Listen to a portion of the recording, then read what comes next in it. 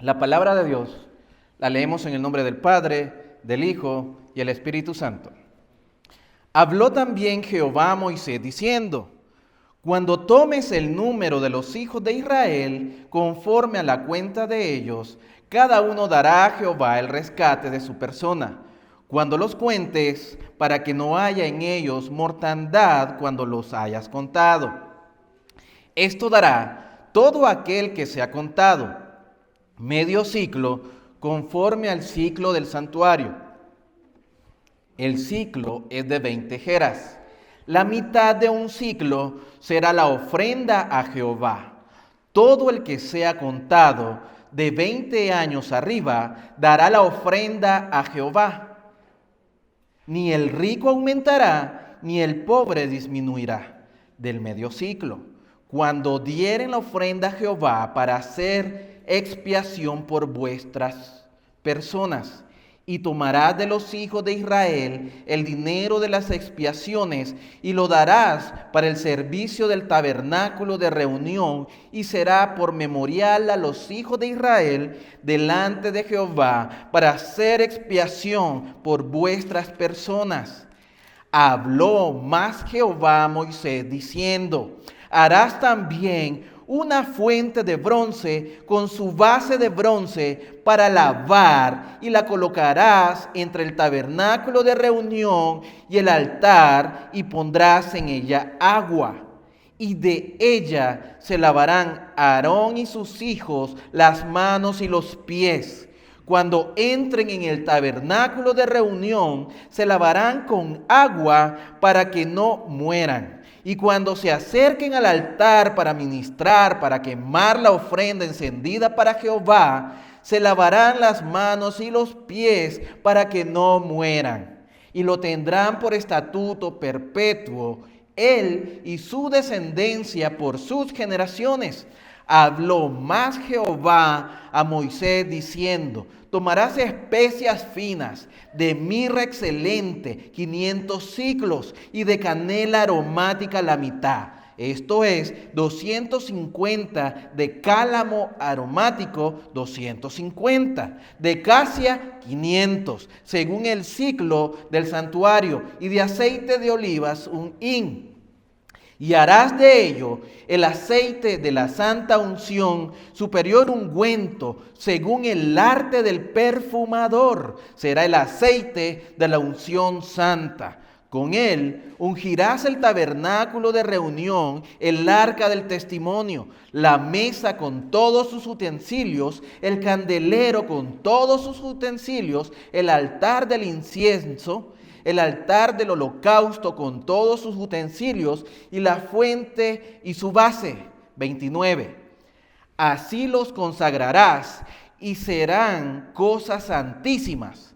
Todo lo que tocare en ellos será santificado. Ungirás también a Aarón y a sus hijos, y los consagrarás para que sean mis sacerdotes. Y hablarás a los hijos de Israel diciendo: este será mi aceite de la santa unción para vuestras generaciones. Sobre carne de hombre no será derramado, ni haréis otro semejante conforme a su composición. Santo es, y por santo lo tendréis vosotros. Cualquiera que compusiere ungüento semejante y que pusiere de él sobre extraño, será cortado de entre su pueblo. Oramos. Señor, gracias por esta tarde, traernos hasta este lugar, reunirnos, Señor, darnos el privilegio de poder leer tu palabra, la cual en nuestro corazón está la disposición de poder aprender de ella. Utiliza a tu Espíritu Santo para que tu palabra, y solo tu palabra, sea expuesta y que penetre hasta nuestro corazón, que se encargue de confrontar nuestro pecado, revelar nuestro pecado, que podamos confesar nuestro pecado, pero al mismo tiempo que tu palabra sea el bálsamo que nuestra vida necesita para poder descansar en tus estatutos perfectos, poder confiar en la persona de Cristo y el cuidado que tú nos das a través de tu Santo Espíritu. En el nombre de Jesús. Amén y amén. Pueden tomar asiento, mis amados hermanos. Muy bien. El título, déjenme compartir con ustedes primero el título para esta tarde. El título para esta tarde, para el sermón que vamos a estar exponiendo en los minutos que nos restan, es comprados y consagrados para Dios. Le pido por favor que me tenga un poco de paciencia en el término o en el desarrollo de este sermón, en el cual aparentemente, y es así, de hecho, la palabra nos está mostrando cómo Dios manda a Moisés a que pueda censar, a que pueda hacer un censo, que pueda el Señor a través de Moisés llevar a cabo una numeración, la cuenta exacta de cuántos hombres están, y estos hombres se van a ver en la obligación de poder presentar un pago por ese censo que se va a realizar, y vamos a estudiar qué tiene que ver ese pago.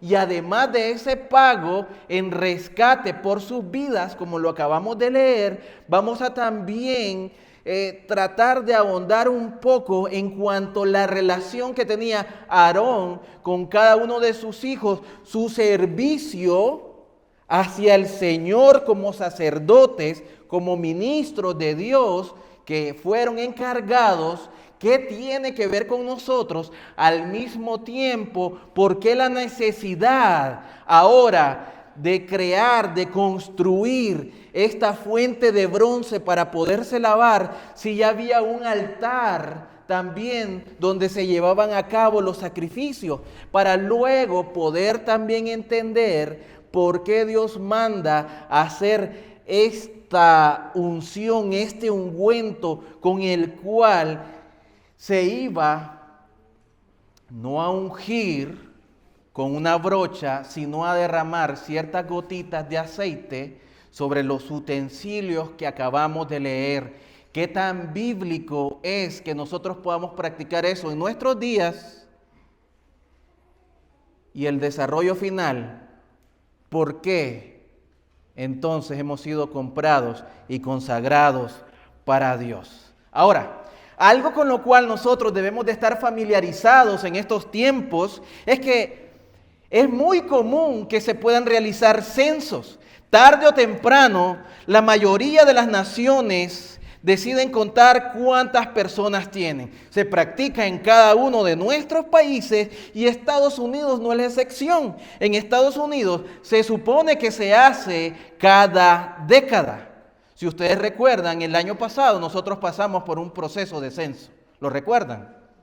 Muy bien. Entonces, es lo mismo que está sucediendo con el pueblo de Israel. Dios esperaba que su pueblo también pudiera llevar a cabo este censo. Literalmente le dijo que hicieran un recuento de su pueblo, cabeza por cabeza, porque precisamente la frase hebrea para hacer un censo significa levantar la cabeza. Los israelitas hicieron su primer recuento de cabezas en el desierto, y los registros de este censo se encuentran cuidadosamente en el libro de Números. Si usted tiene la oportunidad, puede leer este libro de Números específicamente en el capítulo 1 en adelante, y usted se dará cuenta todo lo que le estoy hablando, cómo sucedió exactamente. Y es ahí donde Dios dice: haz un censo de toda la comunidad israelita por sus clanes y familias. Eso lo dice el Señor en el libro de Números, capítulo 1, versículo 2. ¿Los israelitas probablemente también hicieron esto en otras ocasiones? Seguro que sí.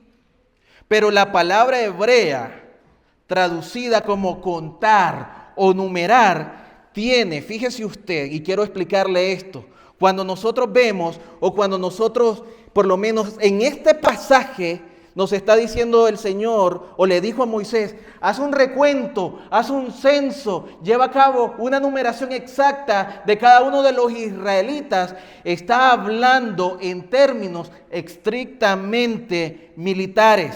Eso significa reunirse para la batalla. Cuando el Señor menciona aquí contar, cuando el Señor dice numerar, Él está diciendo que hagan una reunión porque se van a preparar para la batalla. Significativamente, las únicas personas contadas fueron hombres de 20 años, como lo acabamos de leer y como está ahí en el versículo 14 del capítulo 30 que nosotros estamos estudiando en esta tarde. Esto, mis amados hermanos, quiere decir, en otras palabras, que los israelitas contaban a hombres con edad suficiente para poder luchar. Y es aquí donde la Escritura es muy clara para podernos dar el entendimiento, entonces, que solo los hombres deben servir como combatientes militares.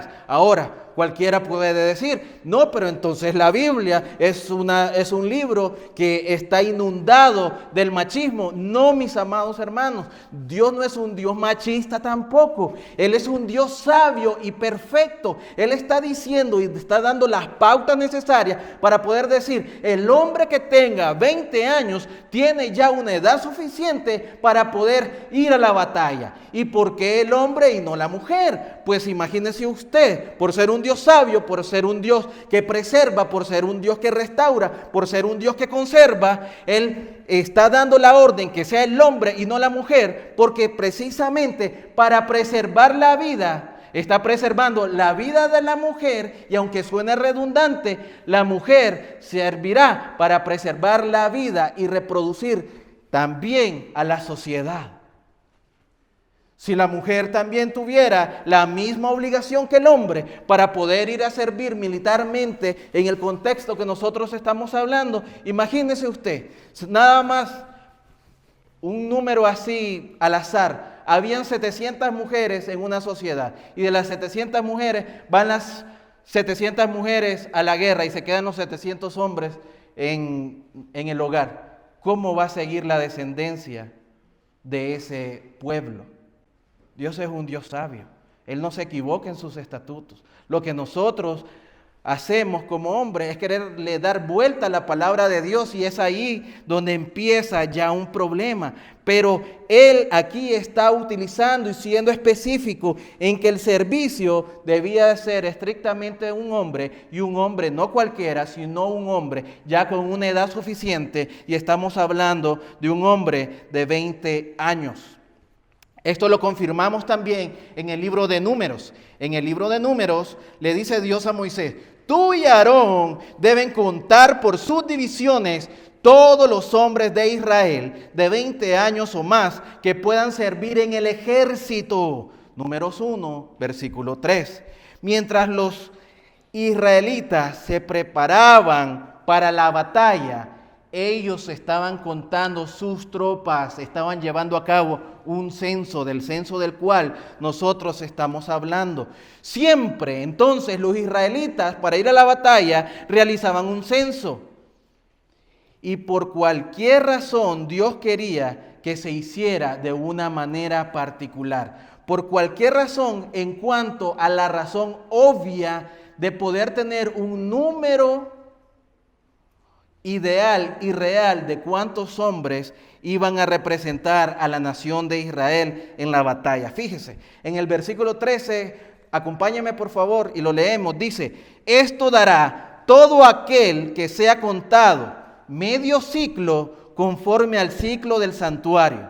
El ciclo es de 20 geras, la mitad de un ciclo será la ofrenda a Jehová. En el proceso entonces de ser contados pagaron medio ciclo de plata. Él está diciendo acá, muy claramente, medio ciclo, todo aquel que sea contado. Ahora, muy bien, en aquellos días un ciclo no era una moneda, sino una unidad de medida. Su tamaño varió por todo el antiguo mundo. ¿Y por qué le digo que no era una moneda, sino una unidad de medida? Porque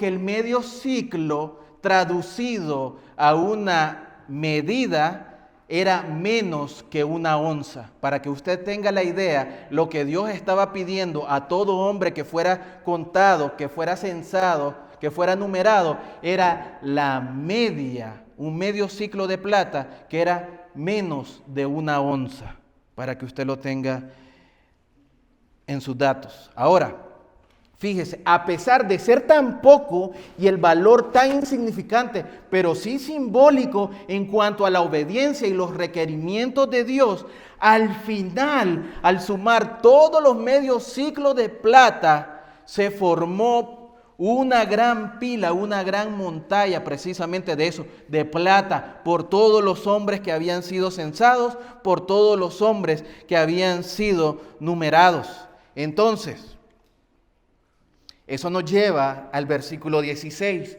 y aquí leemos lo siguiente. Acompáñame, por favor. Y tomarás de los hijos de Israel el dinero de las expiaciones y lo darás para el servicio del tabernáculo de reunión y será por memorial a los hijos de Israel delante de Jehová para hacer expiación por vuestras personas. Fíjese muy bien cómo me llama la atención cuando aquí dice, y será por memorial a los hijos de Israel. En otras palabras, él está diciendo, esto lo que están haciendo y que está marcando también de ahora en adelante la historia y el proceso del pueblo de Israel, también va a ser con motivo de recordatorio. Que siempre que se haga eso y cuando las futuras generaciones tengan que leer la historia del proceso de los censos del pueblo de Israel, se den cuenta lo que se hizo, lo que simbolizó, pero al mismo también que recuerden mi palabra, mis estatutos y mis mandatos por siempre. Eso es lo que nos está diciendo aquí el Señor. Y es posible que parte de este dinero no solamente haya servido para la construcción del templo, sino también para el mantenimiento continuo del tabernáculo. Pero se utilizó principalmente para los cimientos que sostenían los postes.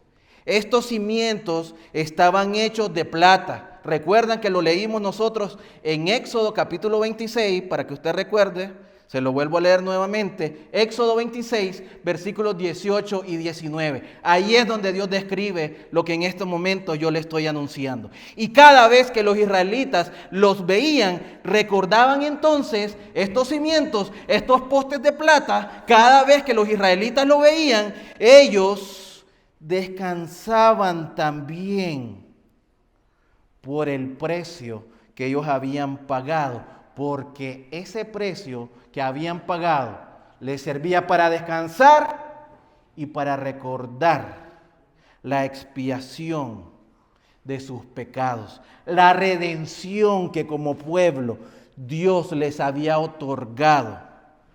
El castigo por no pagar el precio del rescate fue muy severo.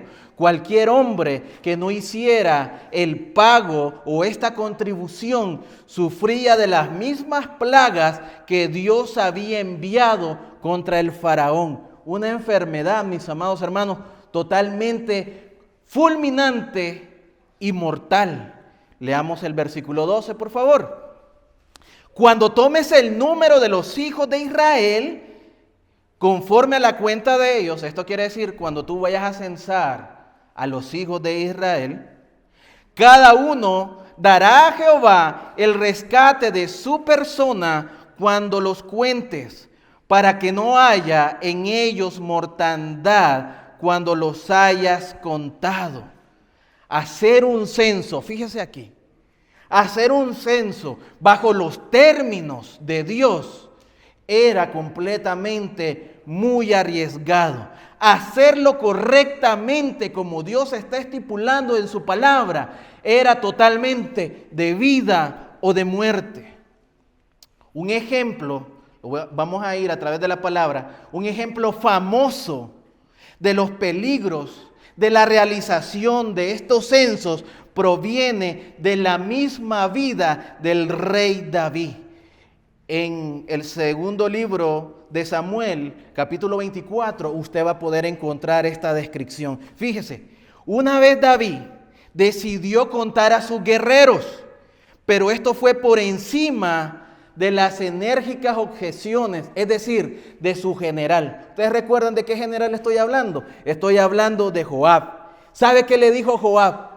Joab no quería que lo hiciera, porque David estaba queriendo realizar este censo no por las razones correctas que Dios estaba estipulando o que Dios había estipulado en su palabra. Lo estaba haciendo por razones muy equivocadas. Mire lo que le dice el Señor, lo que le dice Joab, quien dijo así, de esta manera, en el versículo 3, en el segundo libro de Samuel, capítulo 24, que el Señor, Joab a David, que el Señor tu Dios multiplique las tropas 100 veces y que los ojos de mi Señor el Rey lo vean.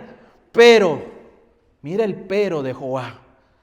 ¿Por qué mi Señor el Rey quiere hacer tal cosa? Él no estaba en contra, él decía que el Señor mi Dios y que el Señor tu Dios pueda multiplicar las tropas hasta 100 veces si es posible. Pero ¿por qué, mi Señor? ¿Por qué, Rey, tú quieres hacer tal cosa? Joab quería que David tuviera un gran ejército. Y esa fue su oración, como acabamos de leer. Pero Joab no quería que se diera cuenta David de lo grande que era su ejército. ¿Por qué no? Porque sabía lo peligroso que era hacer un censo sin las condiciones o sin las reglas correctas por los cuales Dios lo había mandado. Sin embargo, David siguió adelante con su censo. Las precauciones y las advertencias de Joab no fueron suficientes para David. Y lamentablemente no lo hizo de la manera que Dios lo ordenó. Contó sus tropas sin que cada uno de ellos o cada una de estas tropas pagara medio ciclo como precio de rescate. Lo que nosotros acabamos de leer en Éxodo, capítulo 30, del 11 en adelante. David no lo hizo de esta manera. David no pagó el medio ciclo de plata que Dios estaba pidiendo como rescate. Y Dios juzgó a los israelitas por el pecado de David.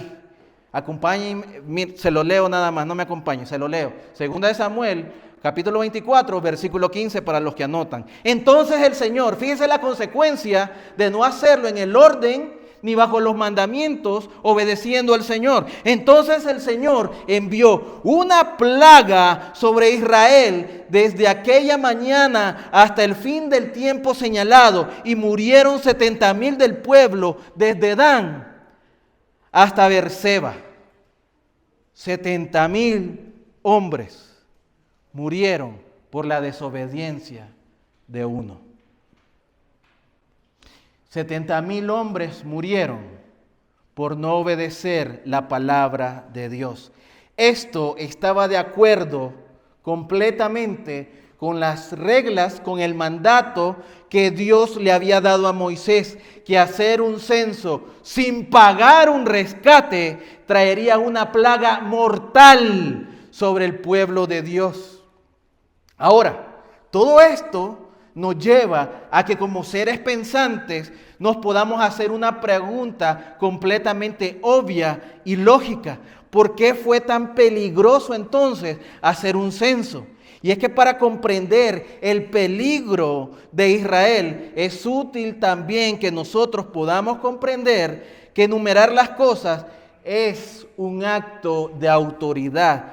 ¿A qué me refiero al decir el numerar las cosas? Quiere decir al hecho de hacer un inventario. ¿Cuántos de ustedes han hecho un inventario en su vida alguna vez? Quizás aquellos que trabajan en ventas, quizás aquellos que trabajan en una bodega, quizás aquellos las veces que se están mudando, ¿verdad? Están haciendo un inventario. ¿Qué es un inventario?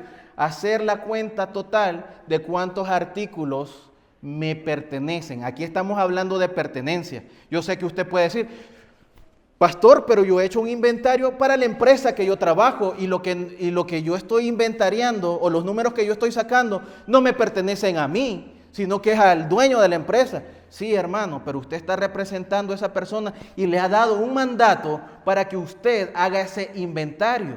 O cuando está usted en su casa, por ejemplo, usted dice, pero si yo aquí tenía 5 cucharas de plata, ¿qué pasó? Y ahora solamente tengo 4. Vamos a ver a quién invité. El pastor Ovidio es el que estuvo la semana pasada. Andaba bastante hambre. ¿Será que se llevó la cuchara también? Pobrecito, es que él vive solo, ¿verdad?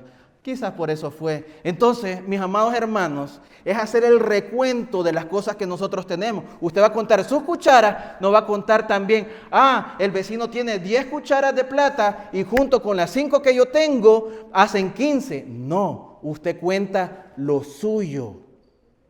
Con lo que usted cuenta y con lo que usted dispone es con lo suyo, no con lo que tiene otra persona.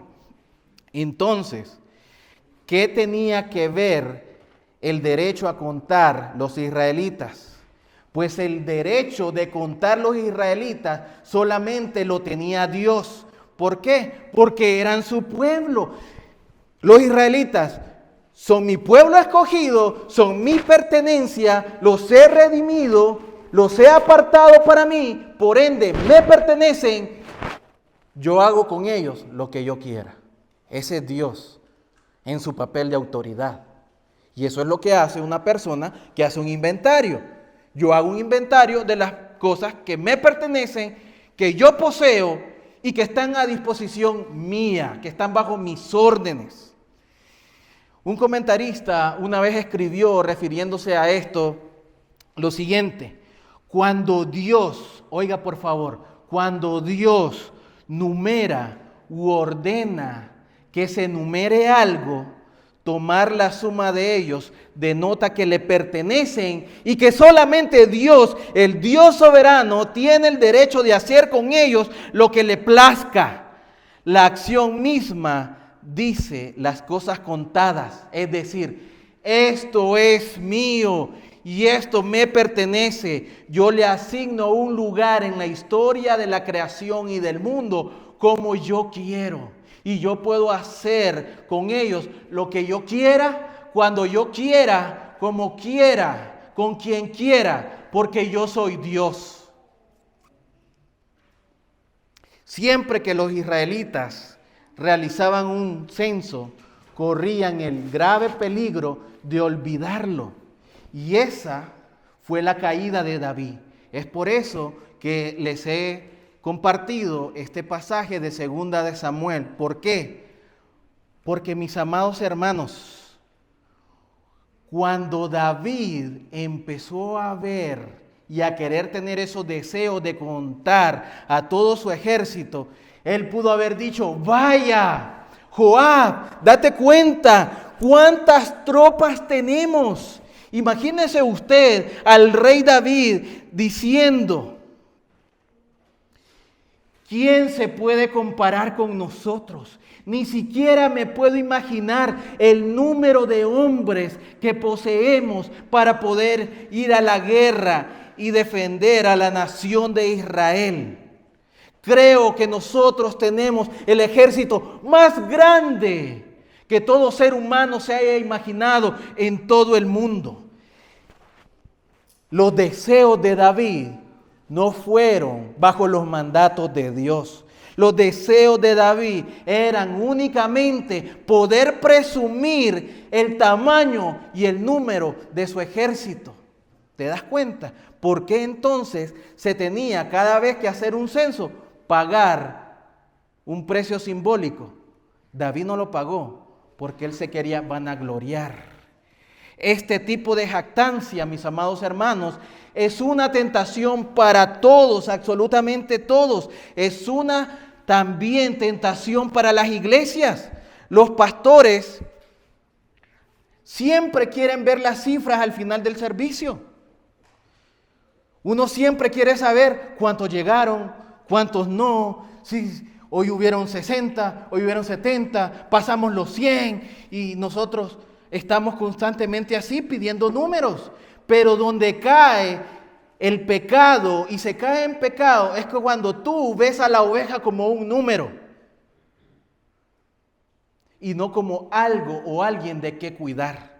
Contar no es malo. Contar por las razones incorrectas, sí. Porque hay muchos en las iglesias, como les acabo de decir, solamente quieren ver números, números, números. Lo correcto es poder contar, pero yo sé que tal vez alguno de ustedes no ha venido y nosotros llevamos contabilidad. Hoy vinieron tantos, pero generalmente vienen 100, vienen 105. ¿Cuántos llegaron hoy? 98. Ay, ¿quiénes faltaron? Y allá recibe usted una llamada, allá recibe un texto. ¿Por qué? Porque es por una razón de cuidado, no por una razón de ver número nada más y dejar a la oveja sin lana. ¿Me entiende? Eso es lo que pasa en muchas iglesias y es el peligro de la jactancia, la arrogancia y la vanagloria que solamente tiene que ver con un corazón corrompido. Ahora, toda persona depende de la numeración. ¿Sabe por qué? Porque si usted ha sido estudiante, ¿verdad que cuando se sacaba 2 o se sacaba 0, sabía que usted iba a tener problemas en la casa con sus papás, ¿verdad? O cuando usted ve en la cuenta de banco, ve menos 300. Usted ya sabe que la próxima quincena ya la tiene endeudada y ya la debe. Pero cuando usted ve 2,000, cuando usted ve 5,000 más en la cuenta de banco, usted se siente tranquilo. Usted como que hubiese acabado de hablar con Dios, un descanso total, se va a esa almohada, descansa y reposa y dice, hoy está nevando, no voy a ir a trabajar, de todos modos ahí tengo 5,000, con esto sobrevivo la semana. Así somos, dependemos de los números y entre más vanagloria hay para nosotros. Y eso es lo que sucedió precisamente con David. No pagó el precio a Dios, pero Dios le cobró el precio a David por su desobediencia.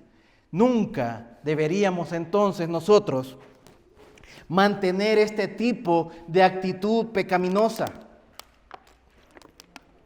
La verdad es que todo lo que somos y todo lo que tenemos le pertenece a Dios. Para asegurarse de que los israelitas recordaran eso a cada momento, especialmente cuando estaban haciendo un censo y podrían sentirse tentados a olvidar, Dios requería un rescate de todos los hombres de Israel. Al pagar medio ciclo, estaban reconociendo que no se pertenecían a sí mismos, sino que pertenecían a Dios. Ese era el propósito de pagar ese rescate. Ahora, no hay pago que nosotros podamos realizar ni hacer por cada uno de nuestros pecados. Sin embargo, el rescate pagado durante el censo se llamó el dinero de la expiación. Usted lo puede ver ahí en su Reina Valera. El dinero de la expiación. De esta manera es que se llamó. Los rescató del castigo particular de una plaga, recordándoles que pertenecían a Dios y no a ellos.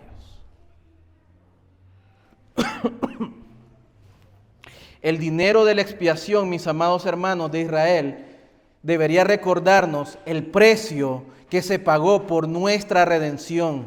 La Biblia dice, no eres tuyo, por precio fuisteis comprados. 1 Corintios capítulo 6, versículo 19.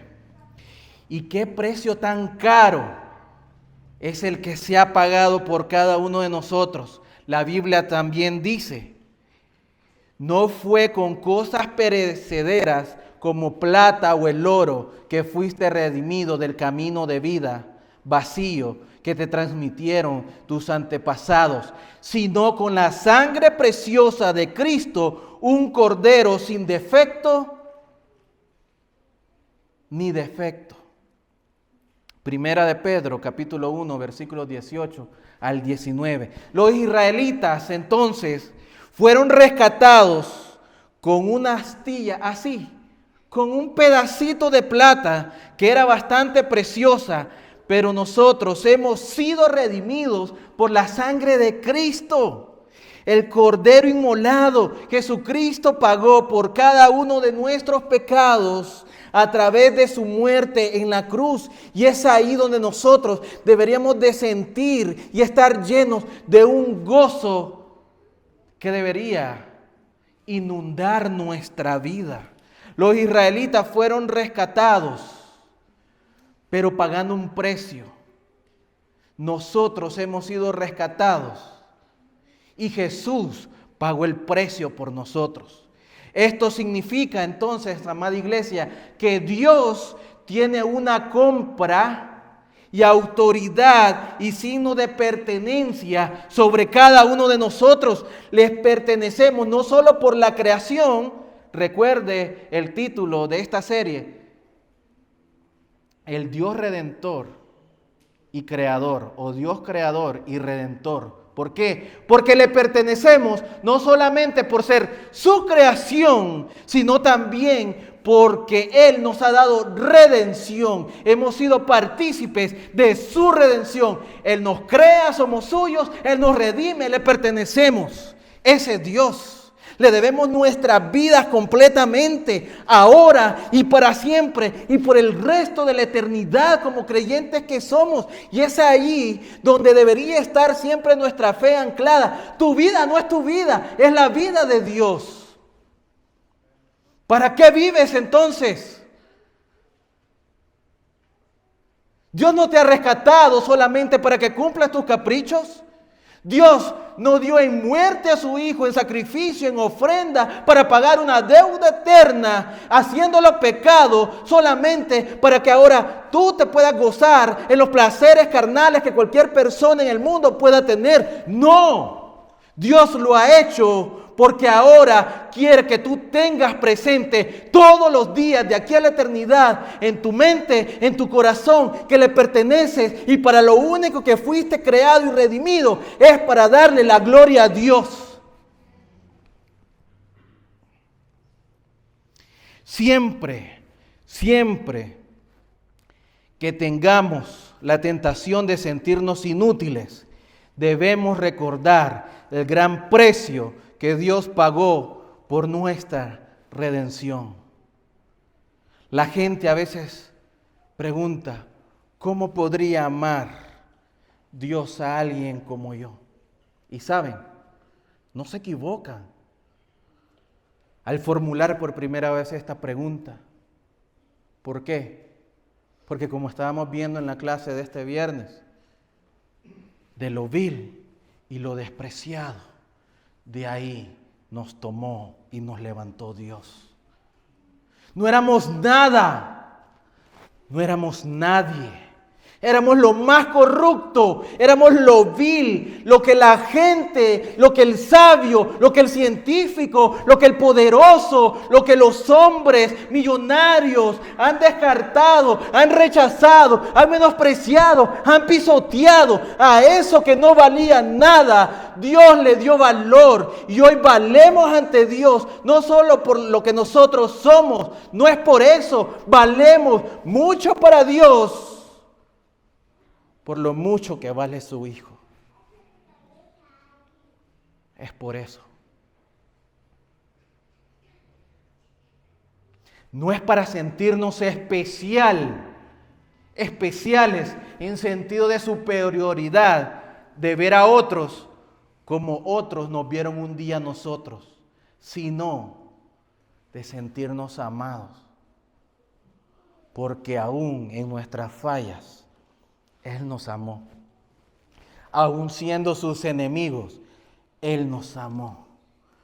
Aún blasfemando su nombre, Él dio a su Hijo en rescate, pagando el precio por cada uno de nosotros con labios inmundos. Y hoy podemos decir, bendito sea el Señor de toda gracia, que levantó a su Hijo Jesucristo al tercer día de entre los muertos. Y ahora nosotros tenemos vida eterna, tenemos seguridad, tenemos confianza. Y nada de lo que hay en este mundo podrá mover mi fe, porque mi fe no viene de mí, proviene de Dios. Y es un don que Él utiliza para poder preservar, cuidar a todo el creyente que Él ha redimido a través de la sangre de Cristo. El precio del rescate por el censo llevaba una declaración muy poderosa.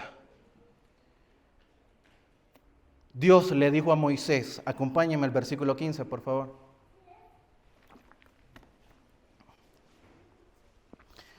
Ni el rico aumentará, ni el pobre disminuirá del medio ciclo, cuando dieren la ofrenda a Jehová para hacer expiación por vuestras personas.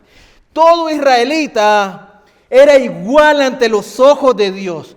Tanto si era rico como si era pobre, cada hombre tenía que pagar el medio ciclo. Nadie valía más ni nadie valía menos que los demás. Todos estuvieron ante Dios en igualdad de condiciones. ¿Qué valor entonces nos ha dado Dios? Jesús murió en la cruz para pagar el precio del pecado. Todo el que confía en Él es rescatado por su redención. Seamos hombres, no importando si son mujeres, jóvenes o viejos, blancos, morenos.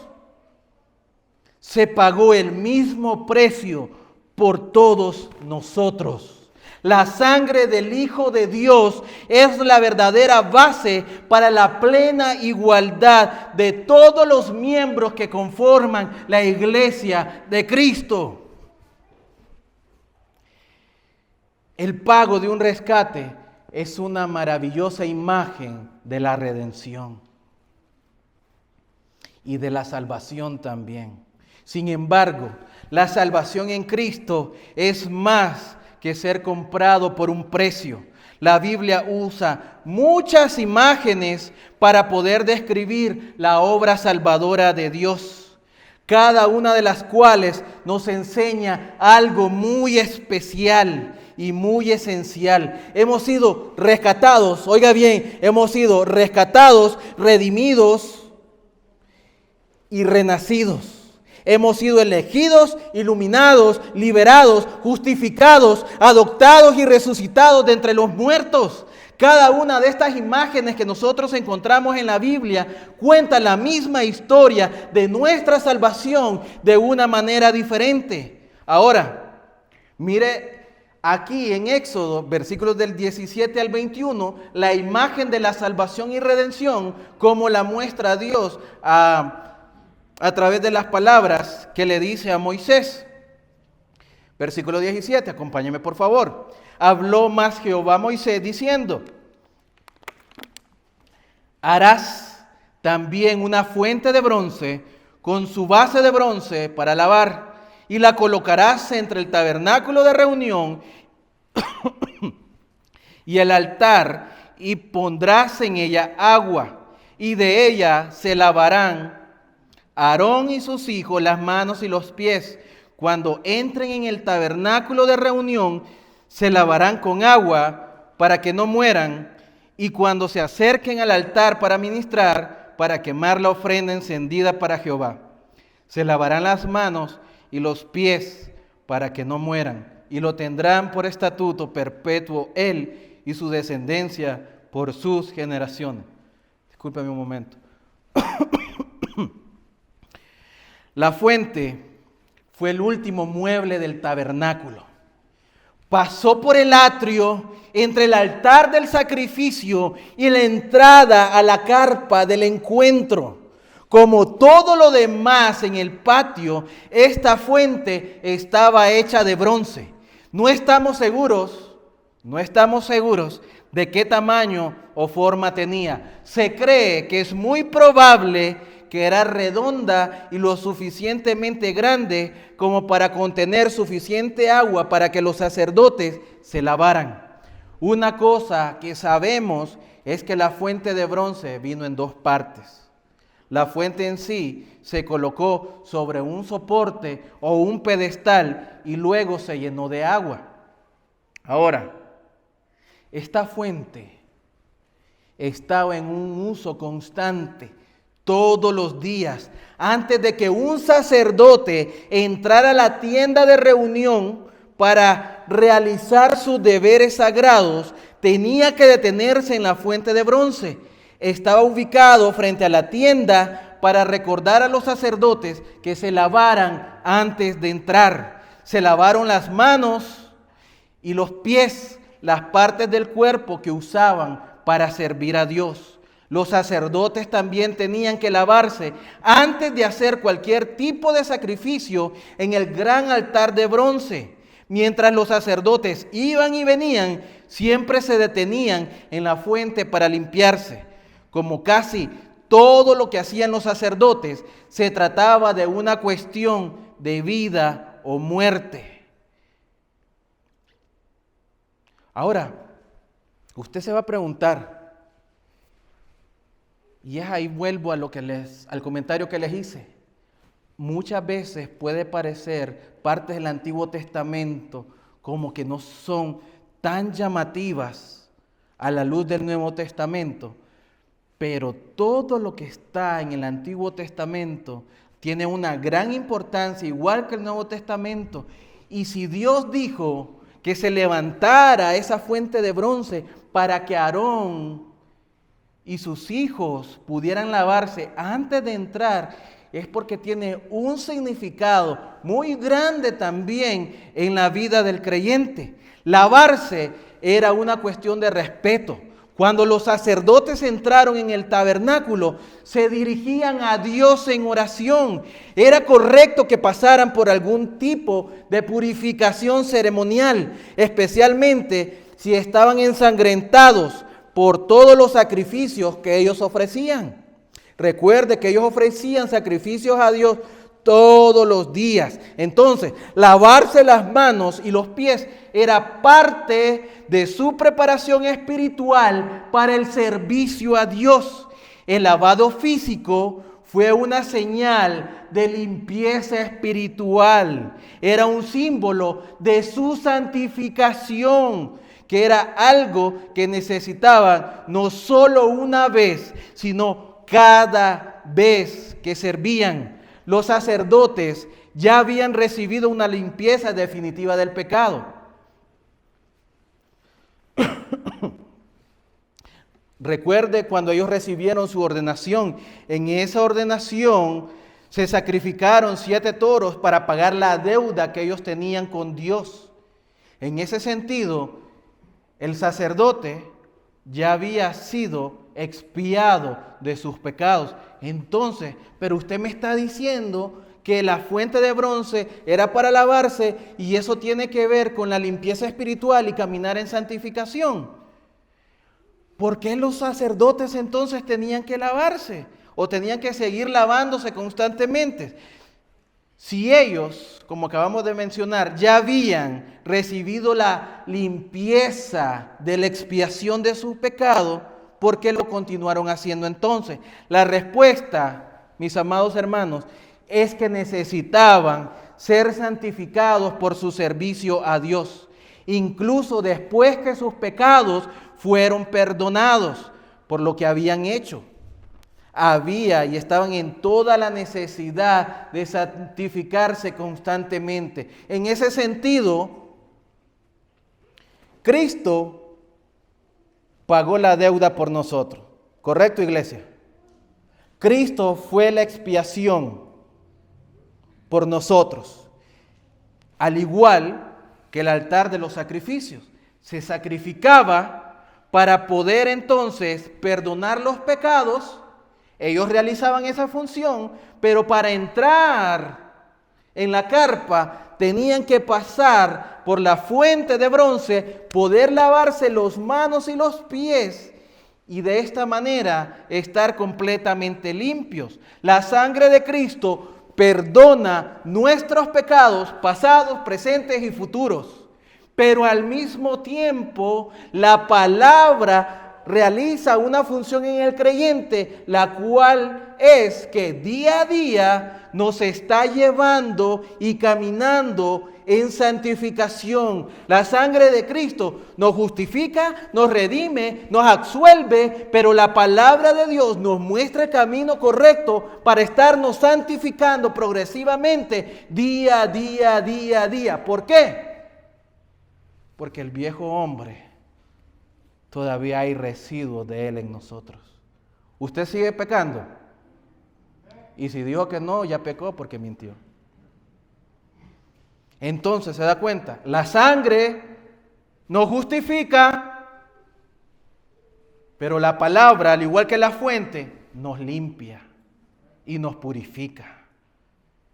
Es por eso que nosotros debemos de seguir constantemente alimentándonos de la palabra de Dios. Eso es lo que significaba la fuente de bronce, un símbolo de santificación. La culpa del pecado había sido quitada en el altar del sacrificio. Sus pecados fueron perdonados, pero aún eran pecadores. Y para poder limpiarse de la corrupción del pecado que se llevaba a cabo en sus vidas, los sacerdotes tenían que lavarse las manos y los pies. Esta limpieza fue ritual, o este ritual fue un símbolo de su progresiva santidad. Y es donde nosotros estamos. Día a día vamos en ese camino.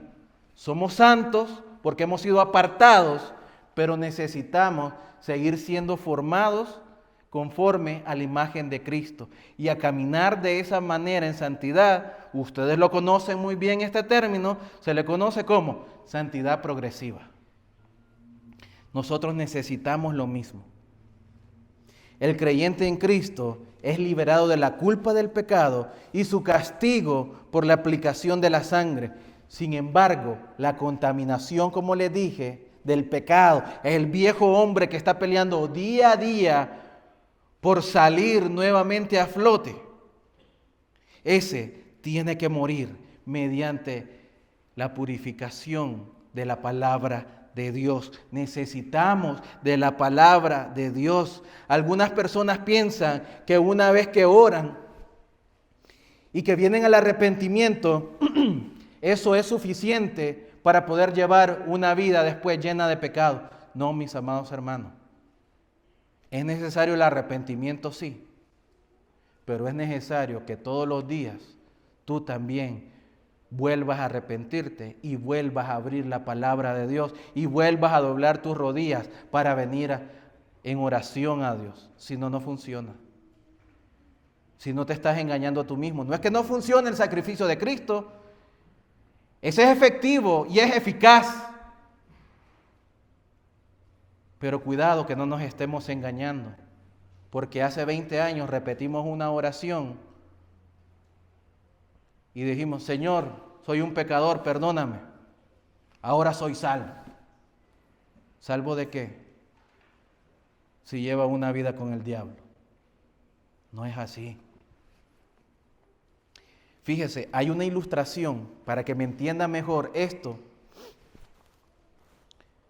de la limpieza que hace Cristo de nuestro cuerpo, pero la limpieza constante del servicio que nosotros damos a Dios. Y esto se encuentra en Juan capítulo 13. El capítulo en el que Jesús lava los pies de sus discípulos, si usted recuerda. Cuando Pedro vio lo que Jesús estaba haciendo, ¿qué dijo Pedro? ¿Qué dijo Pedro cuando Jesús le estaba lavando los pies a sus discípulos? No me lavarás los pies jamás, le dijo Pedro. Pero Jesús le respondió: si no te lavo, no tienes parte conmigo. Versículo 8. Entonces, Pedro, ¿verdad? Al típico estilo de los excesos: no, jamás te voy a negar. Más tardó en decirlo que estarlo negando 3 veces. Aquí le dice: no, no me laves jamás. Cuando oye esto, que si no lo lava no tendrá parte con él, ¿qué le dijo? Entonces, Señor, no solo mis pies, sino también mis manos y mi cabeza. Siempre bien espiritual Pedro, ¿verdad? Pero Jesús se lo negó y le dijo a Pedro: una persona que se ha bañado solo necesita lavarse los pies. Todo su cuerpo está limpio. Jesús estaba distinguiendo entre 2 tipos de limpieza, las que estamos hablando. Una es la limpieza total, que viene con el comienzo de la vida cristiana y lava la culpa de nuestro pecado. Otro es el sentido de la limpieza continua, que se necesita a lo largo de la vida cristiana. Esta limpieza elimina o va eliminando día con día la corrupción del pecado y nos purifica para el servicio a Dios. Y esto es lo que Pedro necesitaba en este pasaje. No el tipo de limpieza que lo salvaría, sino el tipo de limpieza que lo purificaría para el servicio a Dios. Al lavar los pies de los discípulos, el Señor enseñó que nosotros, que hemos sido completamente limpiados por su sangre y hemos sido perdonados a través de ella, aún debemos ser purificados en nuestro caminar diario con Él. Los pecados diarios deben ser confesados a Dios para mantener una comunión y compañerismo ininterrumpidos con Él. ¿Cómo Dios hace entonces esta obra de limpieza y santificación en nuestra vida? Lo hace por el poder del Espíritu Santo, que nos santifica a través de su palabra, que también es santa. La Biblia dice que Jesús nos limpia en el lavamiento con agua mediante la palabra. Efesios capítulo 5, versículo 26. El Santo Espíritu de Dios usa la palabra de Dios para producir un cambio espiritual en nuestras vidas. Si queremos progresar en la santidad, debemos dedicar tiempo a la palabra de Dios, tanto en público como en privado, pidiendo al Espíritu de Dios que nos santifique en todo momento.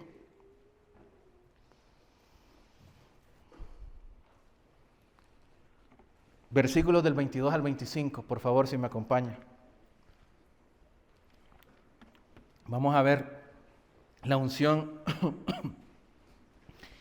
del aceite, si me da la garganta y tiempo también.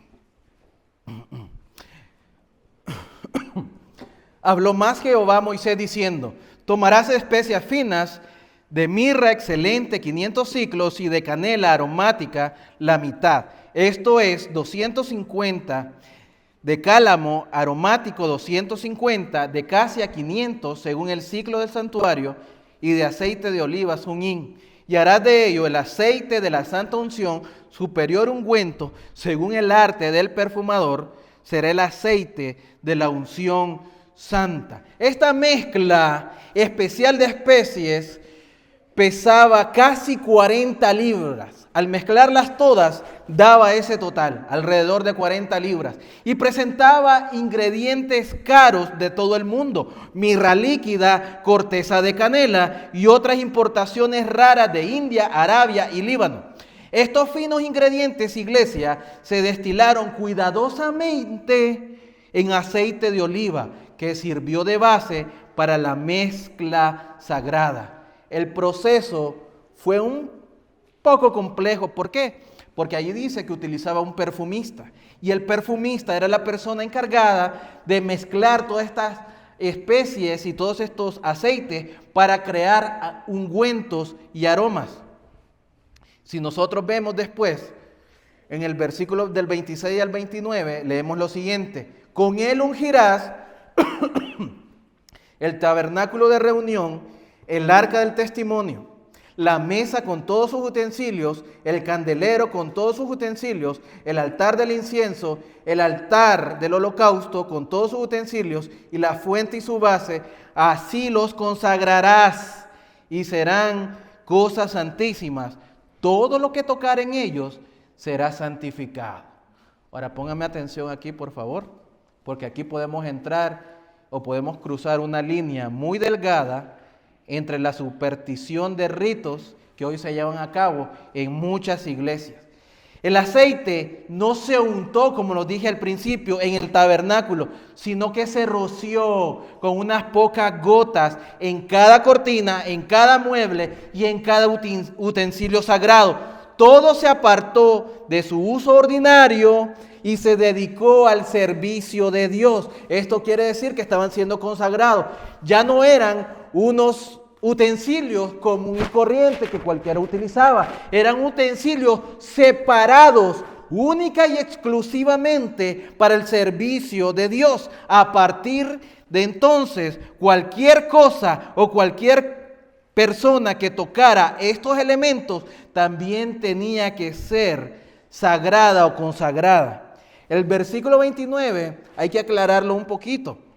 El punto no era en que cualquier cosa o persona que tocara estas partes del tabernáculo, la cortina, toqué la cortina, toqué el utensilio, toqué el candelero y ya soy santo. No, eso sería caer en misticismo. No, mis amados hermanos, no quería decir eso.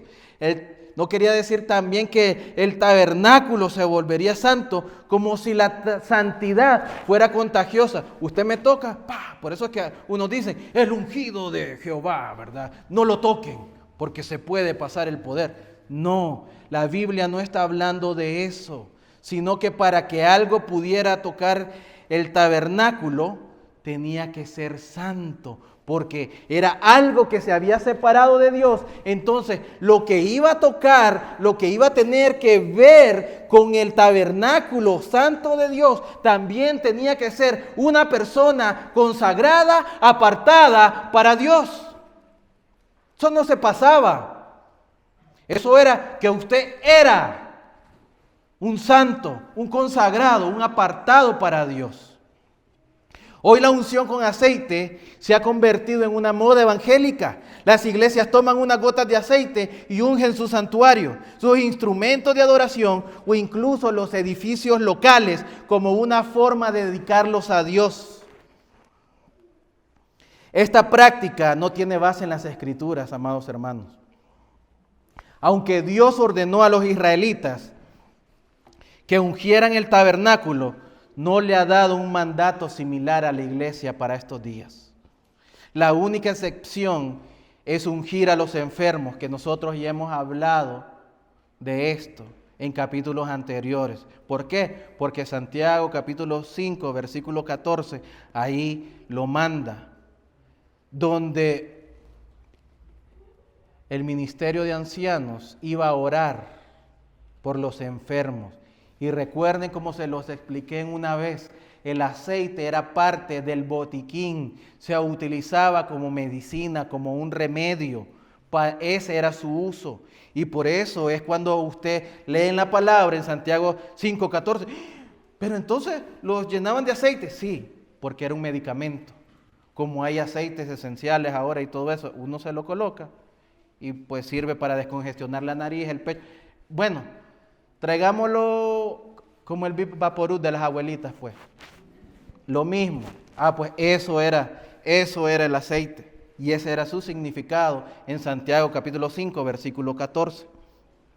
Además, entonces, teniendo claro esto, de ungir su tabernáculo, los israelitas también ungían a sus sacerdotes. Dios le dijo a Moisés, unge a Aarón y a sus hijos y conságralos para que sirvan como sacerdotes. di a los israelitas, y con esto ya vamos a terminando, versículos del 30 al 33, ungirás también a Aarón y a sus hijos, y los consagrarás para que sean mis sacerdotes, y hablarás a los hijos de Israel diciendo, este será mi aceite de la santa unción para vuestras generaciones. Sobre carne de hombre no será derramado. Fíjese lo que está diciendo, aquí no está dando las advertencias. Sobre carne de hombre no será derramado, ni haréis otro semejante. Es decir, el aceite exclusivo que Dios había dado órdenes e instrucciones a Moisés para que se pudiera elaborar y conformar por medio de todas estas raíces y especies y estos aromas, era un aceite que no se podía hacer otro semejante y que ni se podía utilizar en la carne de otro hombre conforme a su composición. Dice, santo es y por santo lo tendréis vosotros. Versículo 33, cualquiera, y yo no sé cómo es que no leen esto en estos movimientos evangélicos, cualquiera que compusiere ungüento semejante y que pusiere de él sobre extraño, es decir, sobre otro hombre, será cortado de entre su pueblo. El aceite de la unción era sagrado, sí. Era para los sacerdotes, sí. Y solo para los sacerdotes, para nadie más. A nadie más se le permitió usarlo como acabamos de leer. Tampoco se le permitió a los sacerdotes guardarlo para uso personal. No es decir, lo tengo allá en la casa, ya me afeité. No era de uso personal. Era en el tabernáculo donde se usaba. La pena por violar este mandato era la excomunión y posiblemente incluso la muerte. Cualquiera que intentara vender o comercializar este aceite, este santo perfume de Dios, era excluido, apartado del pueblo de Israel. Esto muestra cuán sagrado es ser ungido para el servicio de Dios. Esto es cierto para los ministros, sí es cierto para los ministros. Un llamado al ministerio del Evangelio es un regalo sagrado de Dios y que solo Dios puede dar. Pero los ministros no son las únicas personas que han sido ungidos por parte de Dios. Él nos ungió y puso su espíritu en nuestros corazones, dice la segunda carta a los Corintios, capítulo 1, versículo 21 y versículo 22. En otras palabras, cada creyente ha sido apartado para el servicio de Dios. Nuestras vidas son sagradas, nuestras vidas han sido selladas por el derramamiento y la unción del Espíritu Santo de Dios sobre cada uno de nosotros. Nosotros lo estudiamos también en capítulos anteriores y tuvimos referencia en el Nuevo Testamento, Primera de Juan, capítulo 2, donde habla que hemos sido sellados, que hemos sido ungidos. ¿Y de qué manera? Con el Espíritu Santo. Entonces, quiere decir, amada iglesia, que Dios el Padre ha sido tan benevolente con todos aquellos que Él ha querido redimir, que por parte de su bondad y amor infinito, escogió a algunos para que Cristo pudiera morir y pagar el rescate por ellos. Lo mismo que estábamos viendo hoy.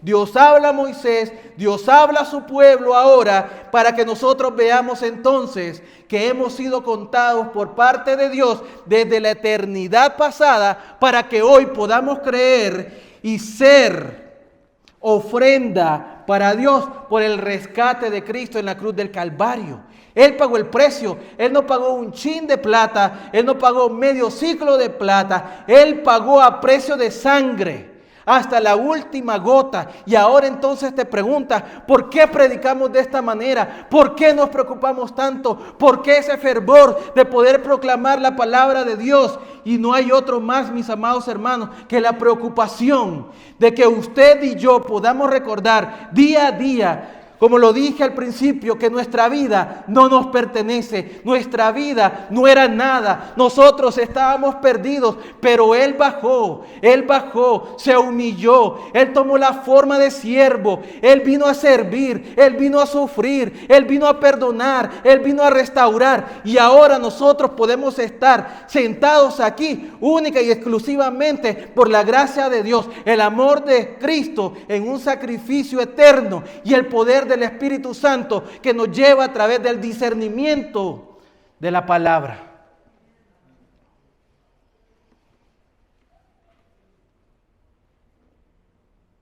Hoy es el día para que nos pongamos a cuentas con Dios.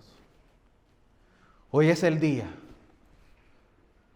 para que nosotros recordemos ese pacto eterno. Hoy es el día para que nosotros veamos cuán grande amor ha tenido Dios. Y que nosotros hemos sido comprados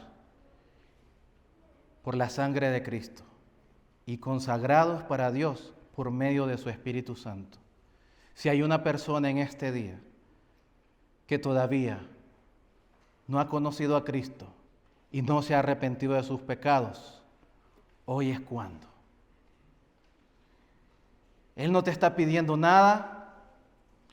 Él no te está pidiendo medio ciclo de plata. Él no te está pidiendo nada de tu dinero. Lo único que el Señor demanda es que nos arrepentamos y que nuestro corazón se humille ante Él.